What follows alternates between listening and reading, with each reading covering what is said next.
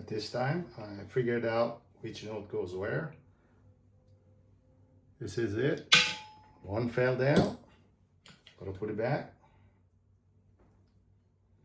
And this is the rest of them. So this has been cleaned. So I'm going to start waxing them in. Hello friends.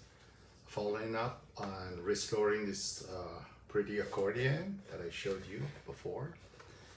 So I have identified all the reeds where they need to go, and they are in order right here. So I'm gonna zoom in and show you how I do my waxing.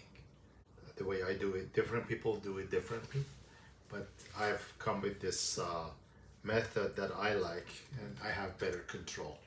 So I'll be back with a close-up clip. Okay friends, so I've gotten a piece of coat hanger and I stuck a piece of wax on it and I pressed it to make it narrow. I found out this gives me a better control holding this like this. Also stay away from the hot wax. And this is the tool I use, which is a hot blade here. So this is how I do it. I hope you can see it.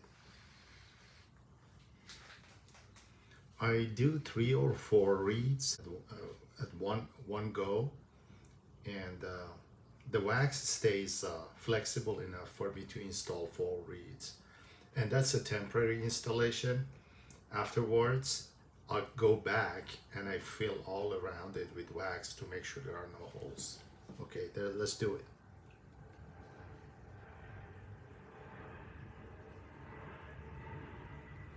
So I basically hold the wax against the hot blade here and it melts and it goes on the surface here.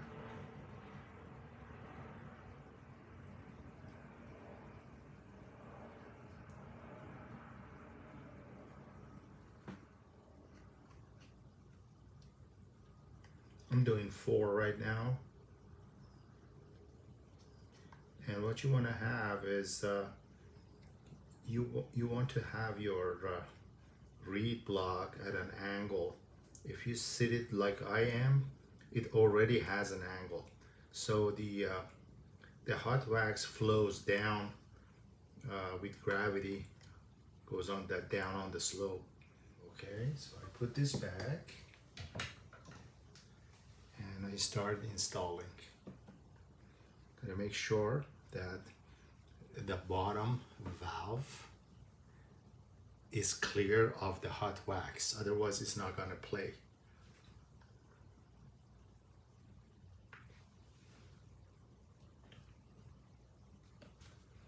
Push it down, get stuck. Double check, this is A note.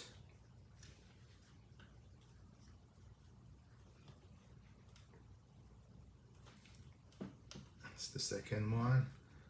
Double check, this is going to be a B note. That's correct.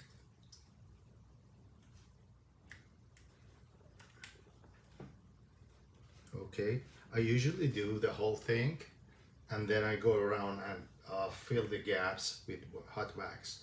But just to show you how it's done, I'm going to do it right here. So I get this, here's my wax. So I go at the edges, push this in a little, and I apply hot wax here to cover all the gaps.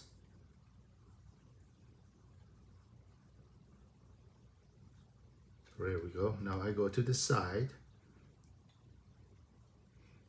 and once you put that blade against the side of the reed, the hot wax just flows down the blade. That makes it very simple actually.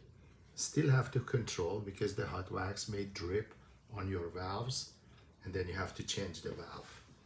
So you want to be careful about that. I still do it once in a while. I mess up the valve. For here, I'm just gonna put it in the middle and fill it. I got some on the valve, so I might have to change that valve.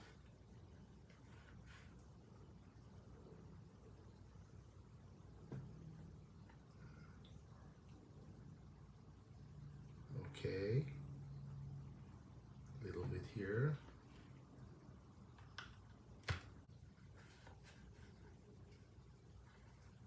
Okay, we're good.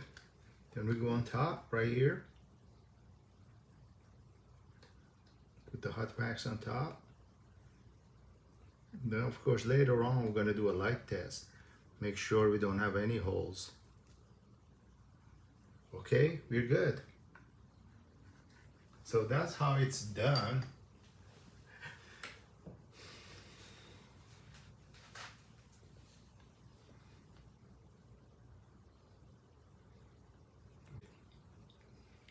But the reason I do this right now is because these reeds already have valves on them.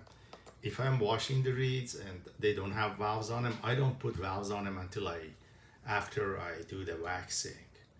So, and sometimes I even cover the whole reed with a tape, like this blue tape type that comes off easy, the painter's tape. So that would protect it against me spilling any hot wax on them. Okay.